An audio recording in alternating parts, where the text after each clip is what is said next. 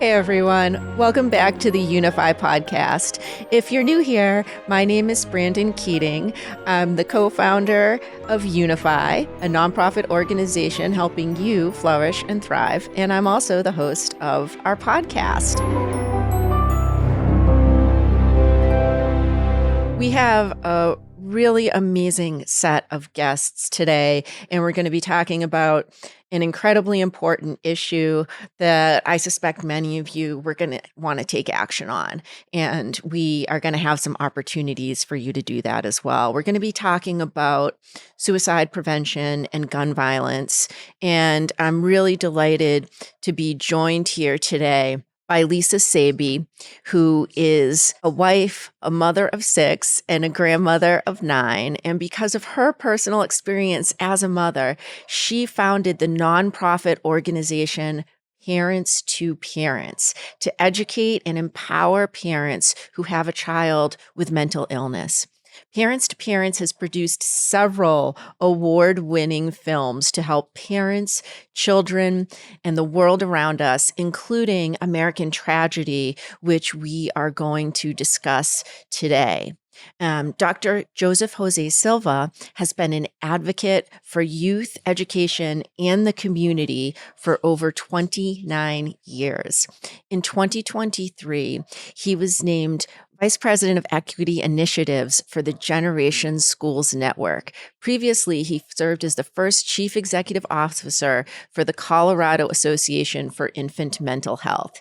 He is a national leader in restorative practice, and a specialty of Dr. Silva's professional and personal approach to community engagement is his orientation of multiculturalism, the embracing and celebrating of individual differences.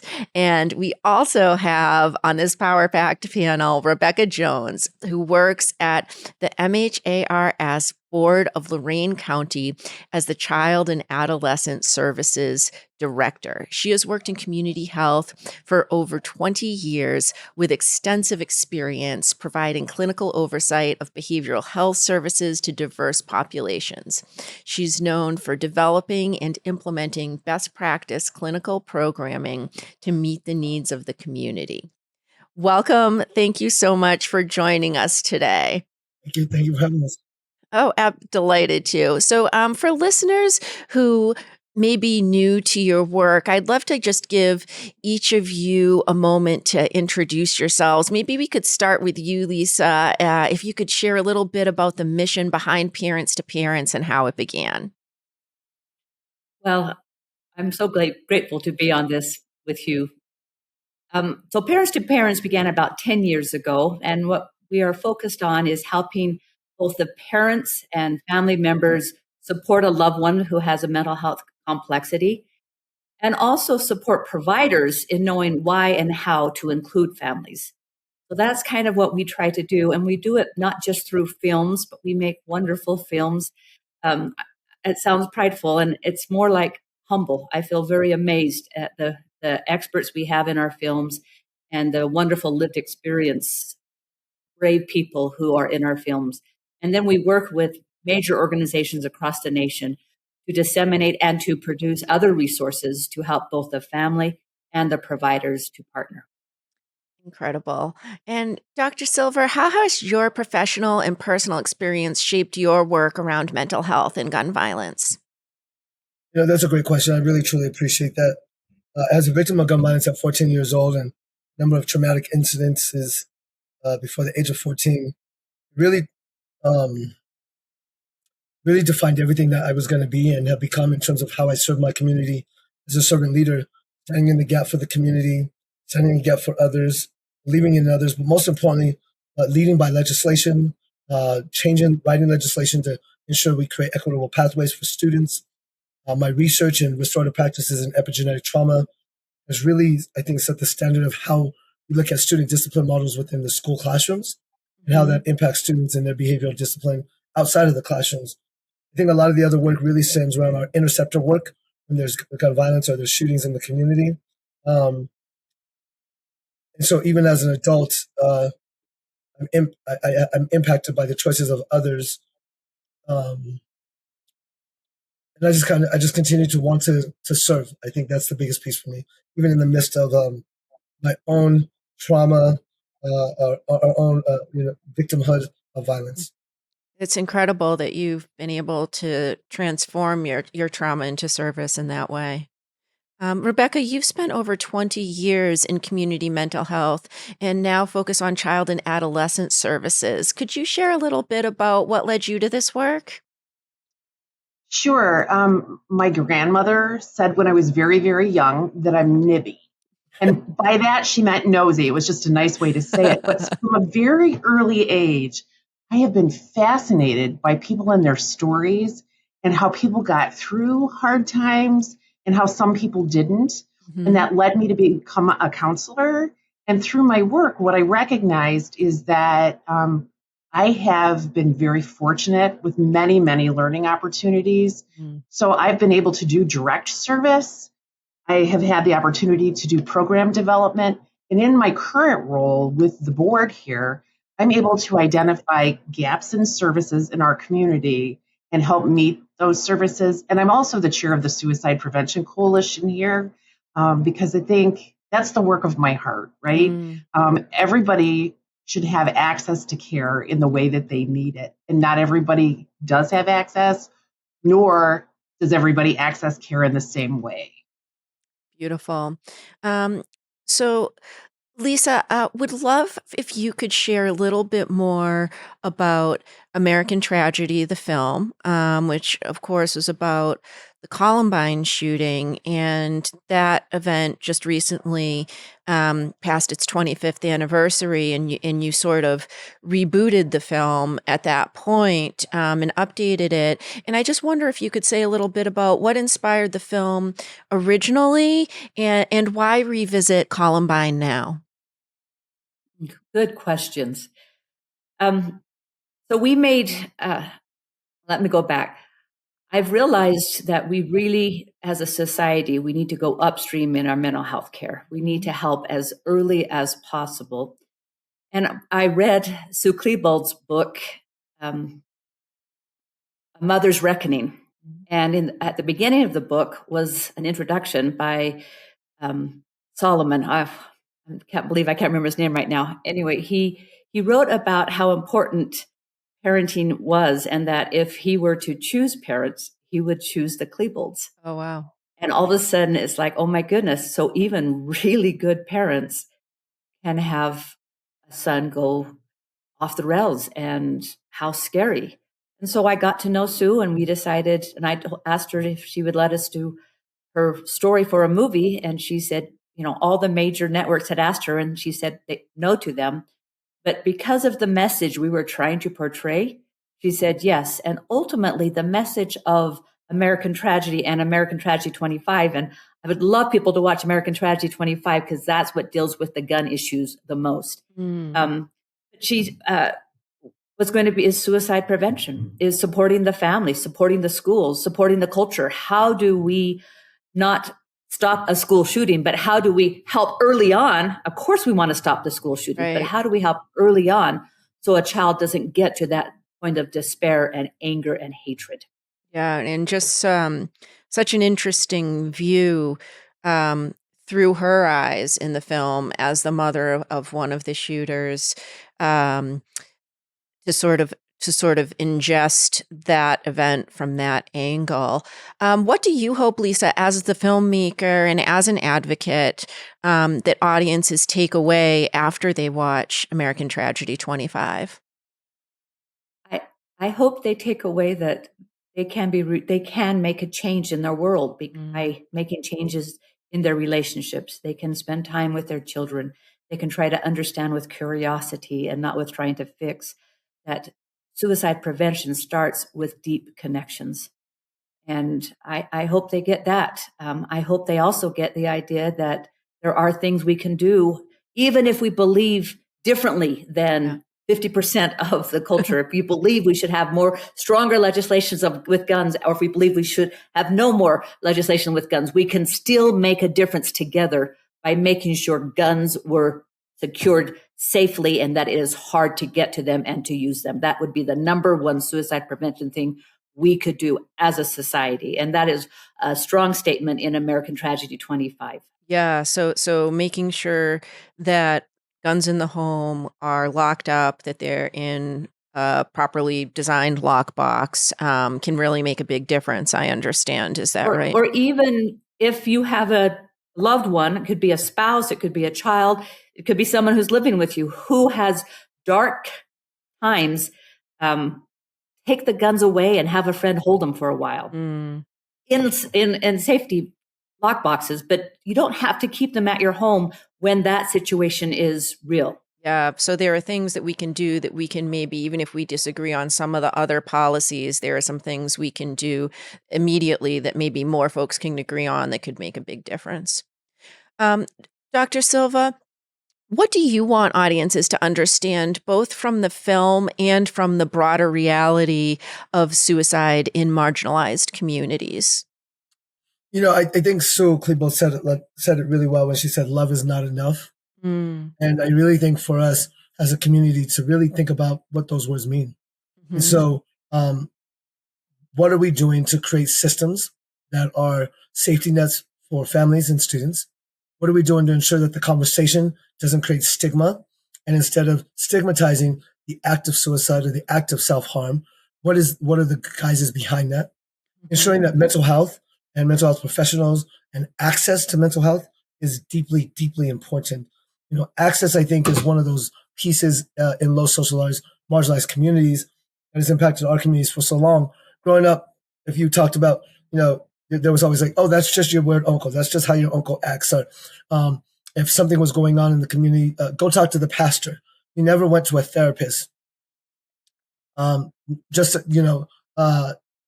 someone who witnessed a murder, therapy saved my life. The last 32 years, all of those skills have prepared me to deal with what I'm dealing with today in my life, and in a way that makes me be able to still get up and say, we can move forward. I think, especially now, there was a young person who just took his life in our community a couple weeks ago. His cousin was murdered in a car, and 6 hours later, 13-year-old took his own life because he couldn't deal with the pain of losing his 17-year-old cousin, who was like one of his best friends. And so we have to think about how we have that conversation to deal with hurt and pain. And when a kid is so enlisted with that much pain that their only recourse is then, I need to go be with my cousin, we have failed as a society. We need to do better. And not the parents, it's what we have done, because the parents are amazing individuals. Yeah. It's heartbreaking to see this. It's what we've done to not allow our kids to know that death is permanent. This society today believes that death is just part of what it comes with. I didn't want to die when I was a teenager because I wanted to live, even burying so many people. And I understood that death was finite. These kids don't understand that, or they don't appreciate it. Yeah, well, and it sounds like there is a lot we still need to do as a society around destigmatizing getting help for mental health challenges on both the parent and the child side. I really like that you said love isn't enough, because I think lots of parents feel like, well, if I'm a good parent, then I don't need to take these other measures. But in fact, it's, we need to take all those measures. We need to lock the guns away. We need to attend to our mental health hygiene. Rebecca, I'd love to bring you into the conversation from your vantage point.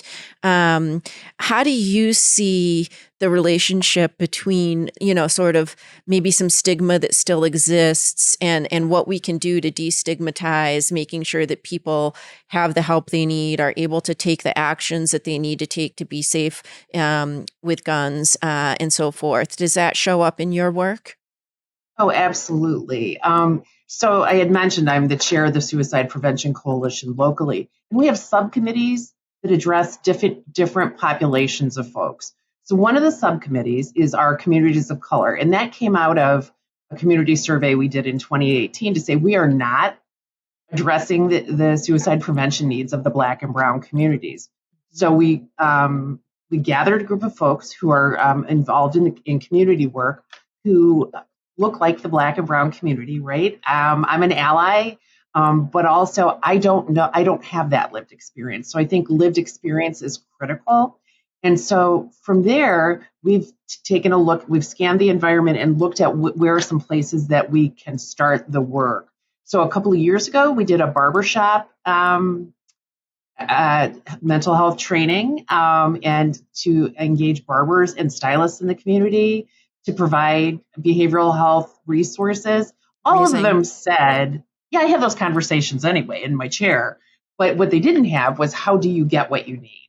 So we did the connection. And right now, we're really working hard on a project called Black Girl Rising that specifically addresses the needs of Black girls in our community. And that's based on a program out of Columbus, Ohio, that is, and I'd like to say this, it's the work of my heart, but it's also evidence-based. It's based on research of a study of 411 Black girls between the ages of 12 and 19. And so working with different populations. Another subcommittee we have is for veterans and around access to lethal means. We have a youth subcommittee. And sometimes those things overlap, but sometimes not. You really have to think about the needs of the folks you're working with, about how they could best access resources. Wonderful. And, over the last 25 years, Columbine has defined a lot of the conversation around gun violence. And I'm wondering, from your perspective, Lisa, as the filmmaker, and also from your perspective, Dr. Silva, what does it illuminate and what does it leave out? I think the thing it illuminates is that we don't know enough about what causes a child to go, or anybody, to really become violent. The greatest predictor of violence is violence. And so until that first experience of violence, we have no idea how to predict. And I think people watching it, that's one of their senses is that we really are they're at the beginning of understanding. Peter Langman's book on how do you identify a school shooter, his whole idea talking to him is that we can do that, but if we don't work upstream, then that is always going to be at a crisis. And so I think that's what it illuminates. I think what it leaves out, and I appreciate both Rebecca and José's statements, is the complexity of what a family might be. For one population, it might be a mom and a dad. Or another population, it might be an aunt. It might be the next door neighbor. It might be, who are the adults in their life or the peers in their life that will help them for good. And I think that is not addressed well in the film. And I think that is something that is left out, is the complexity of different people in different situations. And although we do deal with poverty a little bit, no, we don't. In a different film, we deal with poverty. We don't deal with the adverse childhood experiences that some of the kids have. So it is 74 minutes. And it's more around Sue's story and around suicide prevention, and not around the complexity that many other people have in their lives because of how they were born or the color of their skin. It's a shame that it is still so real that there is such a major difference. Yeah, and a lot of the national conversation in gun violence hasn't reflected what's happening in communities of color. I understand that the data shows a dramatic rise in suicide rates among Black and Hispanic youth.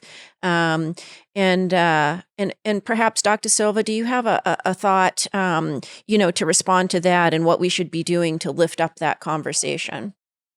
I think Lisa said it really, really well, and I'll add to those pieces. And then there's a couple of things that I will add to kind of loop in on my side.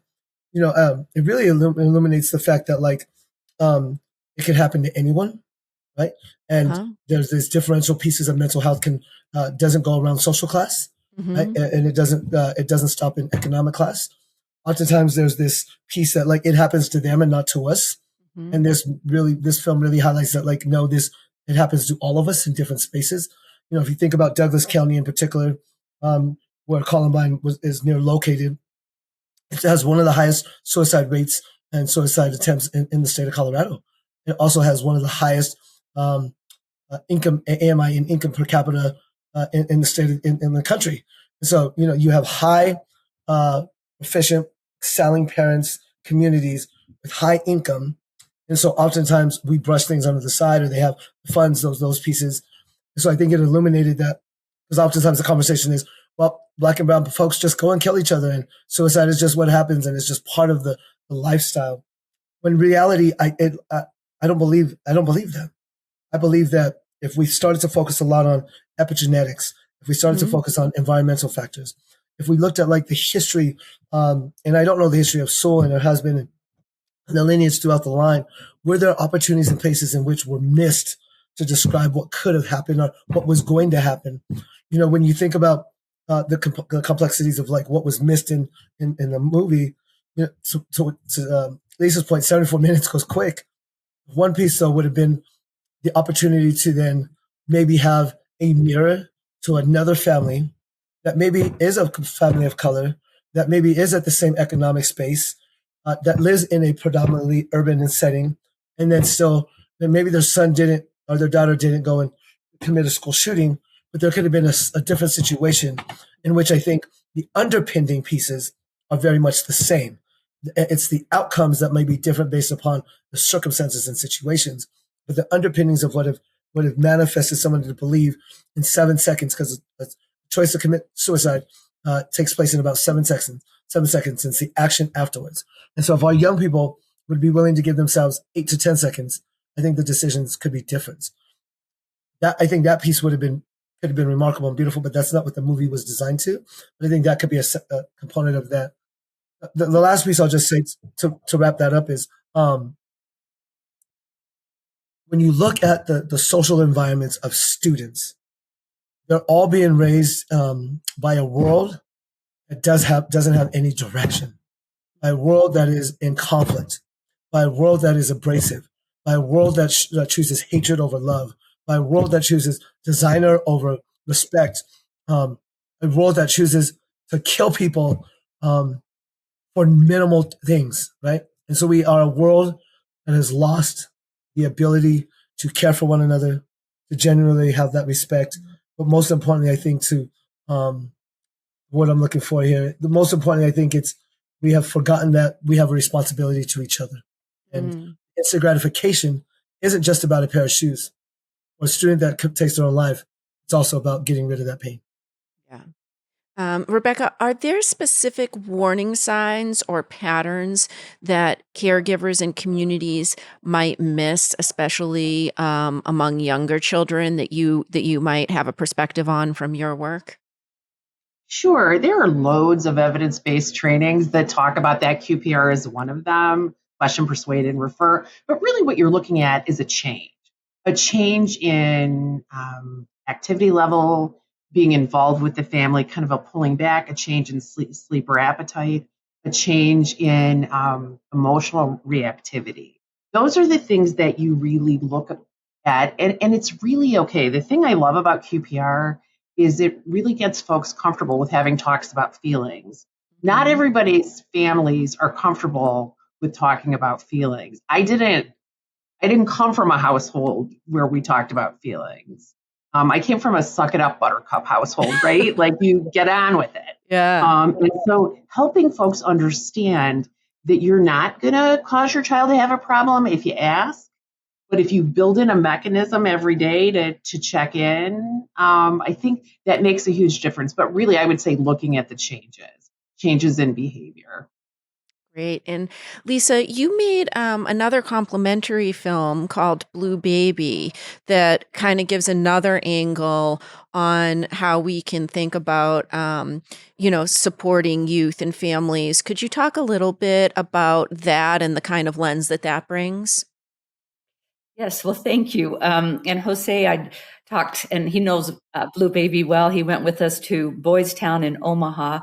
Blue Baby, we followed 8 young men who had very high ACE scores, which means that their childhood were very complex, with poverty, with gun violence around their neighborhood, with a single mom. There's several different things that are adverse childhood experiences. And all of these boys had been incarcerated at a young age. And we got to know the parents, some of the parents, and realized some of the parents were doing their very best and they were doing a good job. And some of the parents were really needing greater support, were drug addicts, they had substance use disorder. They had their children taken away from them. The kids lived homeless in a van for years. And all of a sudden we realized, oh, we're punishing these children who never had a fair chance. Mm-hmm. And this punishment is not finding what is needed. It's just putting them out of sight. We need to find what is needed. How can we help the mother? How can we help the culture? How can we help the schools? Help this family, help these children. And so that's kind of the addressing of what we didn't address in American Tragedy 25 is the complexity of adverse childhood experiences and the needs of us to all say what is needed and realize we will never understand how punishment is deserved, whether or not somebody deserves punishment. We can seek what is needed, and often their skills, their compassion, understanding, and direction. And so, Lisa, if somebody is watching or listening and they're thinking, well, gee, I want to do something to improve this.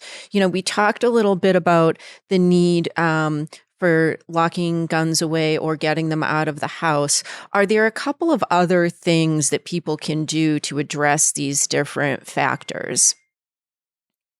I think ultimately the best thing we can do is truly choose to not be judgmental, seek to be curious and try to understand others, and to take away a sense of you deserve, and instead a sense of what happened to you? Why are you this way?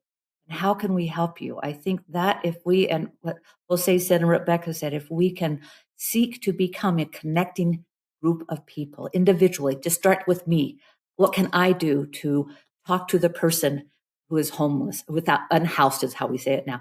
How do I talk to someone who's had a child attempt suicide or die by suicide? How do I talk to the person next to me at the grocery store who looks unkempt? Can I get to know that person's story? Can we open up our hearts to people who are different than we are? I think that's what really needs to happen to have a society that thrives. Beautiful. And folks, if you are inspired by what you're hearing, if you'd like to get involved, we are going to have a really great opportunity for you to be one of those connecting people. With the films, we're going to be doing an event in September where you can actually host a viewing of clips of these amazing films, and folks who are experts on these issues will be part of a question and answer panel along with that. So we'll include the links to get involved with that, as well as to be in touch with these amazing guests in the description on YouTube and across our socials. And we really invite you all to be a part of that. Also invite you to make a difference right now by pressing like or share or commenting, subscribing to the channel. That helps it get to more eyeballs. So you can make a difference right now by doing that. And folks, our time has absolutely flown by. We're looking forward to having you all back again and to doing the event in September. But in the meantime, I'm wondering if we could close with maybe just a quick sentence or two from each of you on something that's giving you hope about this area that we need to so deeply address. And Rebecca, I'll start with you. So many things give me hope. I would say the folks that are a part of the coalition, who come and do the work, who are creative, who show up to events and reach out, that's what gives me hope, is that all the folks who care and want to make a change. Amazing. And how about you, Dr. Silva? Yeah, the fact that we're having the conversation, and that it is no longer a hidden conversation, but we are openly having a conversation about mental health. We are openly describing opportunities, and most importantly, I think that we are no longer treating it as it's their problem, not my problem, but it's a community problem. And conversation, I think, allows us then to get to solutions. Beautiful. And Lisa? I would say everybody who's here and everybody who they work with and everybody who works with them, and just that there is a lot of beautiful work going on right now to prevent suicide. or at least minimally decrease suicide dramatically, and to increase understanding of adverse childhood experiences and how do we support. There's a lot of wonderful work going on, and that gives me incredible hope. Amazing. Well, thank you all for all the work you're doing in the world. Thank you all for listening and watching, and we'll see you next time. Thanks so much, everyone. Thank you. Thank you. Such a pleasure to be with you.